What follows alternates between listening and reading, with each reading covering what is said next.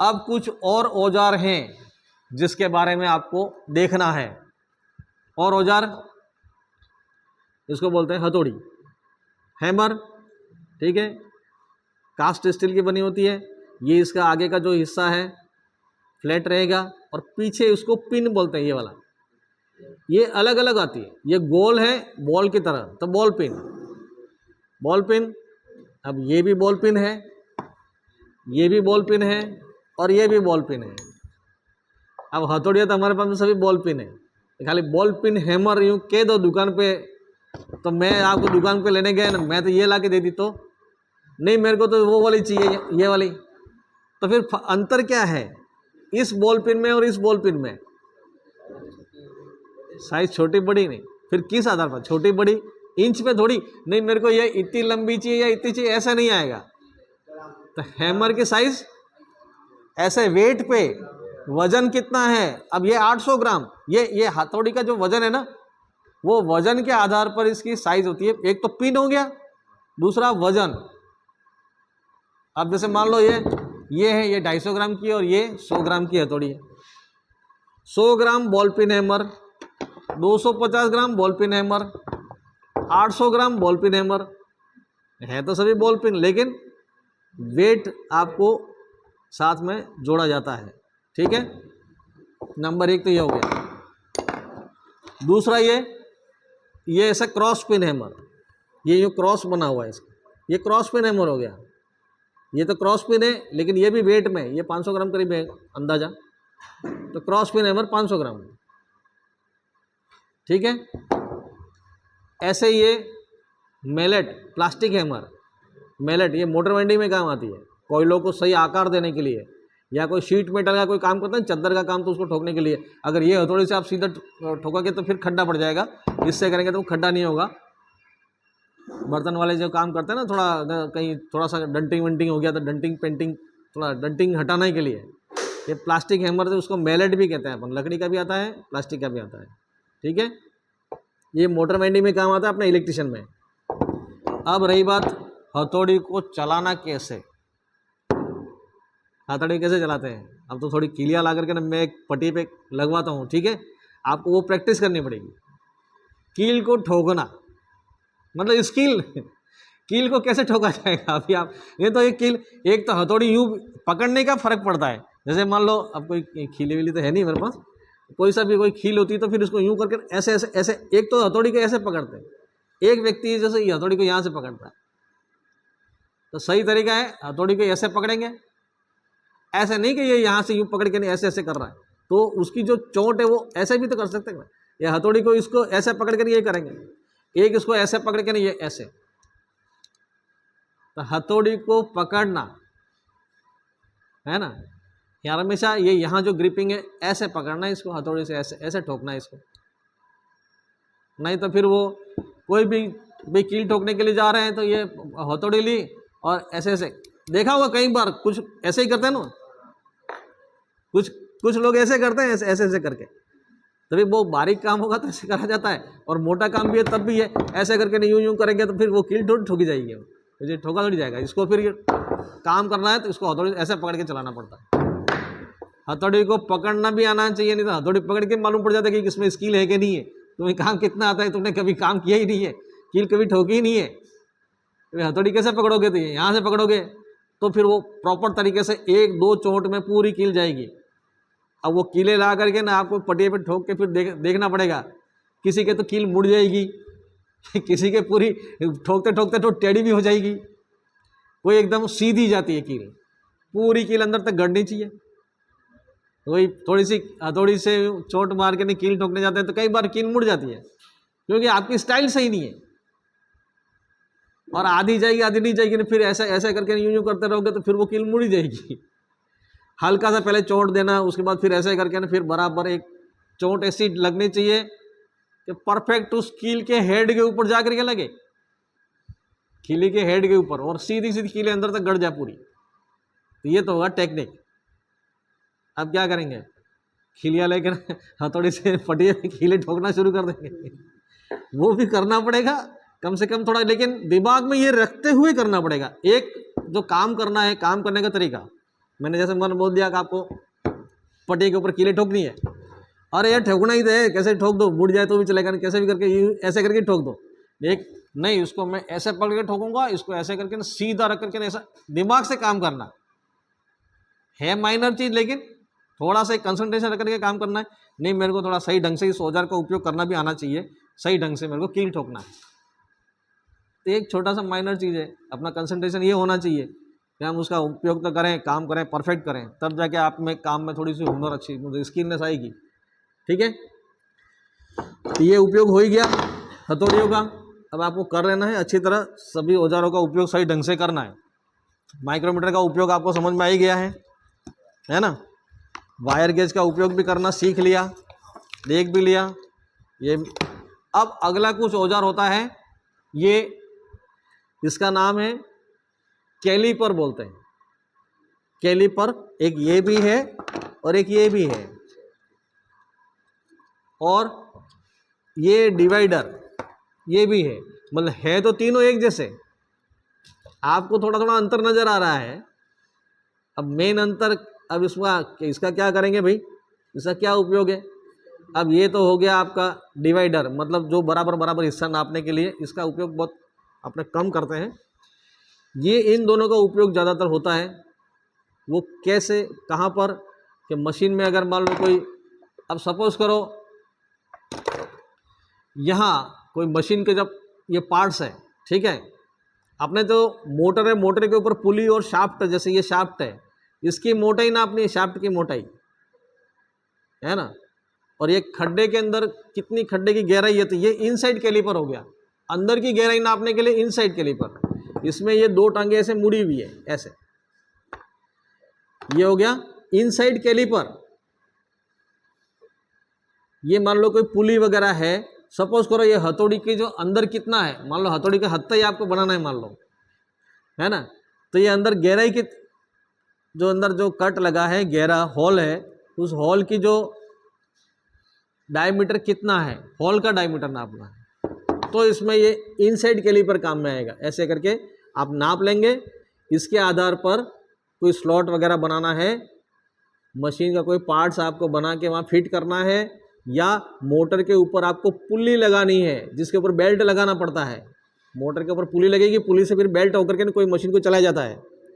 जब पुली की साइज़ आपको चाहिए, पुली में जब मार्केट में लेके जाना है, कोई ऐसा थोड़ी मोटर लेकर के जाएंगे, पुली लेके जाना, साइज़ ये ना, इससे नापेंगे अपन साइज़ कि हमें इतनी साइज़ का इसमें बोरिंग कर देना है, इतना खड्डा कर देना है, ताकि ये मशीन पे जैसे बोरिंग करके लेके आ जाएंगे, मशीन की शाफ्ट के ऊपर लगाएंगे तो बराबर फिट हो जाएगा। तो ये इनसाइड कैलीपर उस पुली के अंदर जो है ना, वो स्लॉट काटना है, अंदर बोरिंग करना है, उसके लिए। आउटसाइड कैलीपर ये है शाफ्ट की मोटाई नापने के लिए। इन दोनों का कॉम्बिनेशन है कि भाई मोटाई कितनी, ये बाहर से नापने के लिए, इसका जो ये मोटाई कितनी है तो ऐसे नापेंगे, ऐसे, है ना। एक मोटर है, मोटर की तो शाफ्ट ऐसी रहती है ना, मोटर घूम रही है, शाफ्ट है, उसके ऊपर आपको पुली लगानी है। पुली मतलब जहाँ से आपको बेल्ट वगैरह चलाना है, तो शाफ्ट है। अब मोटर तो बाहर लेके जाएंगे नहीं, भाई शाफ्ट हमारी इतनी मोटी है, आउटर साइड से नाप लेना कि भाई शाफ्ट है, इसकी मोटाई इतनी है ये, तो ये इस प्रकार से नापेंगे ऐसे करके, ये शाफ्ट की मोटाई नापने के लिए, ठीक है। इसको ऐसे करके,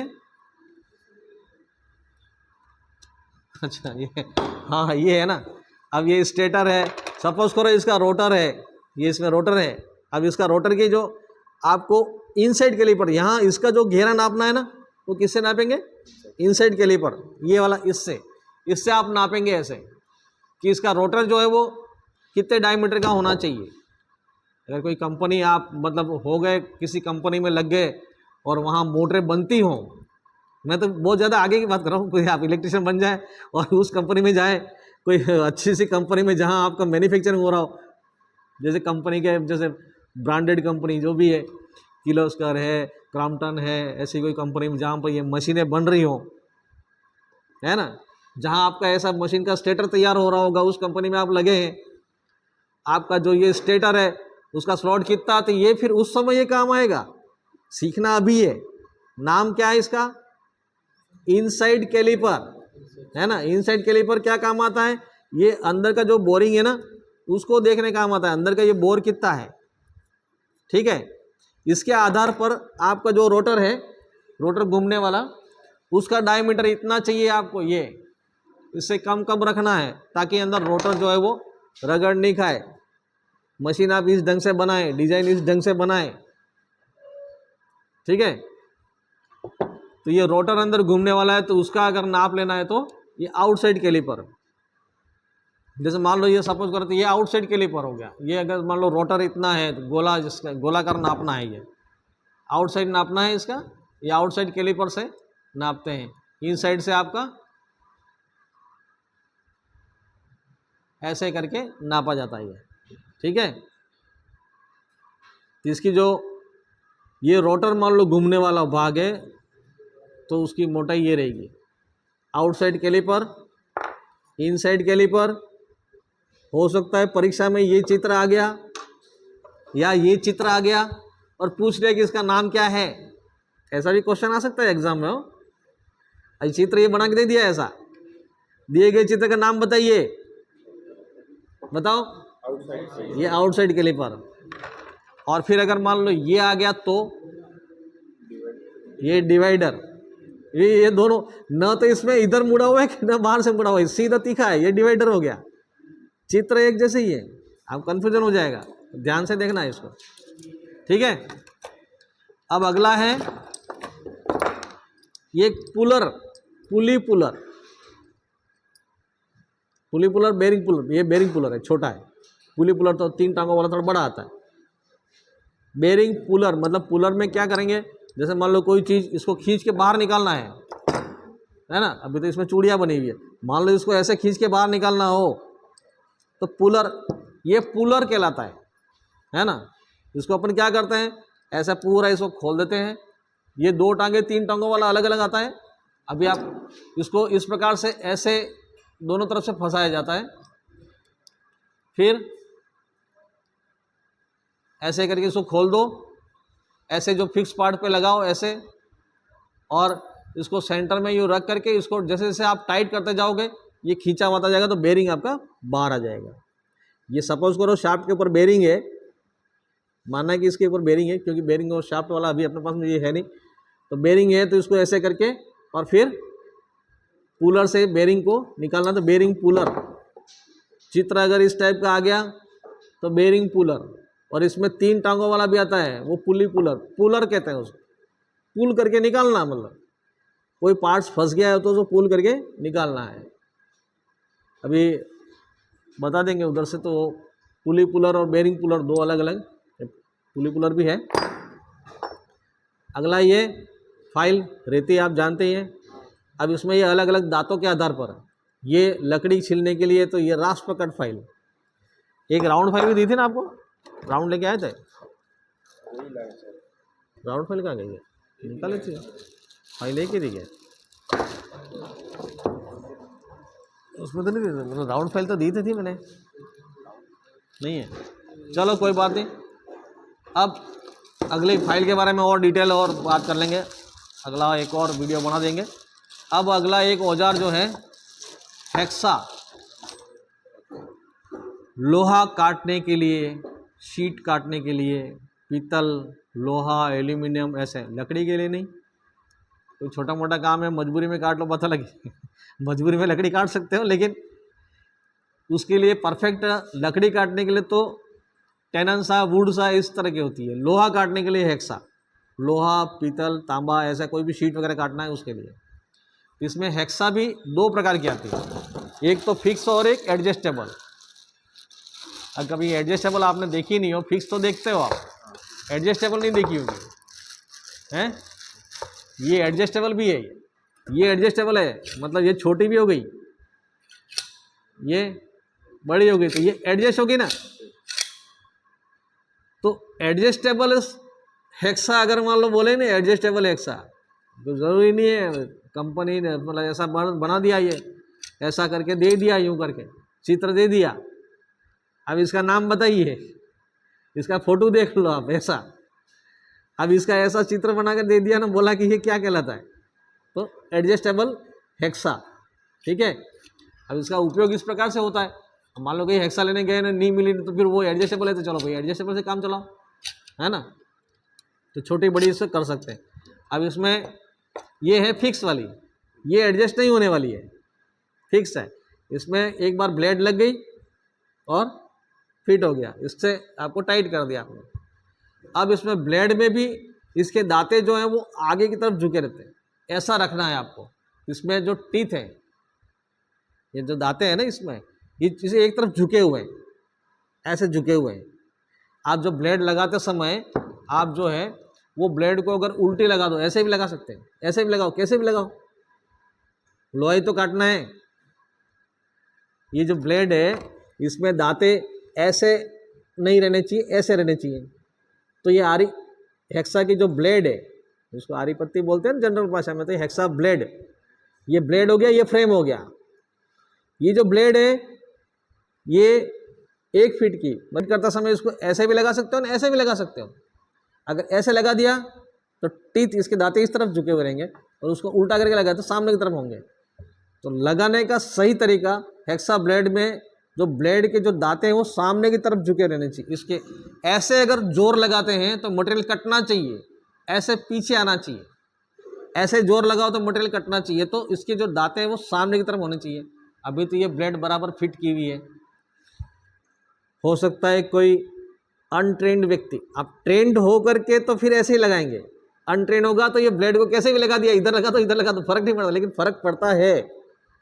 फिर आप ब्लेड एक हेक्सा चलाएंगे तो वो मटेरियल कटेगा नहीं। अगर आपकी दांतें आगे की तरफ है तो यूँ करके ना फिर ब्लेड टूट जाएगी, सही ढंग से चल नहीं पाएगी। तो आपका जो प्रेशर लगता है ऐसे लगता है, तो सामने की तरफ दांतें होने चाहिए ऐसे, ठीक है।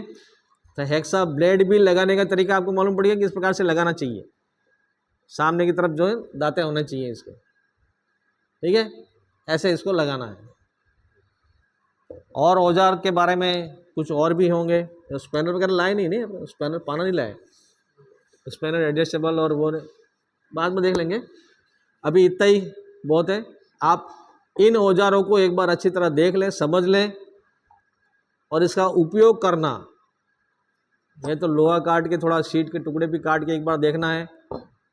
और हथौड़ी का उपयोग मतलब कील ठोके, अब थोड़ी बाजार से थोड़ी कीलें ला करके एक पटिया लाना है तो ठोकना है, लेकिन 2-2 3-3 बस ज़्यादा मत ठोक देना कि पूरी पटिया भर जाए। तो थोड़ी खिलियाँ ला करके, खिलियाँ, और वो भी पतली और मोटी। हाँ, ये ध्यान रखना है। अब हथौड़ी का चयन कैसे करना रहा है। अब मैं एक छोटी सी कील ला रहा हूँ और इतना बड़ा हथौड़ा नहीं, काम करना सूटेबल नहीं है। मैं अगर मान लो छोटी कील लाता हूँ 1 इंची पतली, है ना, तो कील अगर पतली है तो आपको हथौड़ी भी उसके अकॉर्डिंग चाहिए ना, ऐसी या मीडियम साइज की या इस टाइप की। पतली कील से तो ये बड़ा हथौड़ा तो काम का नहीं। तो बात ये हुई कि आपको जो काम करना है उसके अनुसार औजार का चयन भी आपको करना, उचित औजार का चयन करना पड़ेगा, है ना। सही ढंग से काम करना है तो जो काम आप करने जा रहे हो उसके अकॉर्डिंग औजार होना चाहिए, ठीक है।